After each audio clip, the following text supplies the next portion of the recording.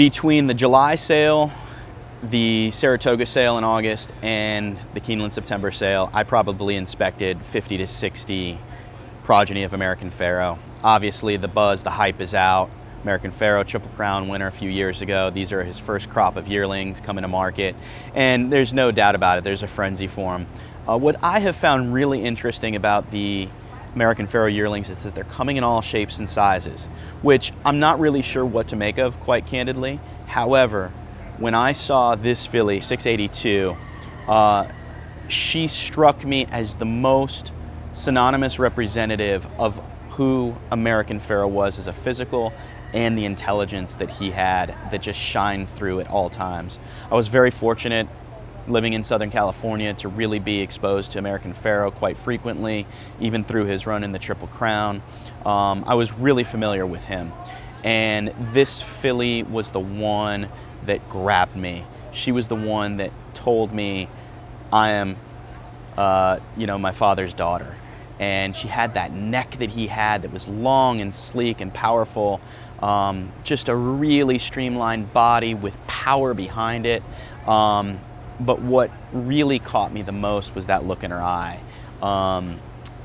American Pharoah was incredibly intelligent. Aside from just the inherent ability that he had, the raw talent, and the sturdiness to get through a Triple Crown campaign, he was brilliant. And on and off the racetrack, he had the mind, the mental capacity, the intelligence, the class to carry himself through, and this is what I saw in the filly.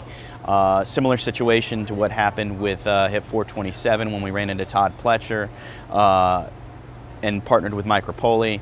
In this instance, Mark Casse was bidding right in front of us, and I didn't want to go to battle with Mark, and it just so happens that he was bidding on behalf of one of our good partners, Gary Barber, at the time. And Gary was on the phone. He said, put Aaron on the phone. I said, you want to go halves? He said, deal. We both bowed out and didn't bang each other's heads against the wall. We were able to get her for a really, really solid price. I think both of us were willing to go well beyond what we were able to secure her for. So it's exciting. Gary is a great judge of talent, as is Mark. They've won 2 Queen's Plates with fillies in the last 4 years. Mark knows what to do with a good filly. This was his top-rated filly of the entire sale, and we're really excited to get back in the Mark Casse barn. Mark's done an incredible job for us with very limited opportunity, mostly with Patriotic and Proud, who was a graded stakes winner many times over for us, made a ton of dough, and looks like this is the next one to represent the Eclipse Barber Casse trio that's going to go on to hopefully do big, big things. She's going to get broken by Mark at his farm in Ocala, and ultimately go to Mark. She'll be campaigned on the East Coast, and we're really pumped about this daughter of American Pharoah. We wanted one, we got one, and we think we got the right one. That's the key. We are no different than anybody else in the horse industry when it comes to sires that we follow and sires that we want. But American Pharoah really did add a new bolt of juice into this sale. Securing the filly that we got, we feel pretty excited about the one. This filly, I have another close association because I took care of her mother when I was at TaylorMade, and I also raised American Pharoah when he was a yearling. So it was cool to see a blend of the two and be so familiar with them both. I took Erin up all the way up on the hill to see her. She was that type that was just elegant, and she stood over so much ground, covered so much ground at the walk. Looked like she was going to be one of those that was going to be fast, just like her father.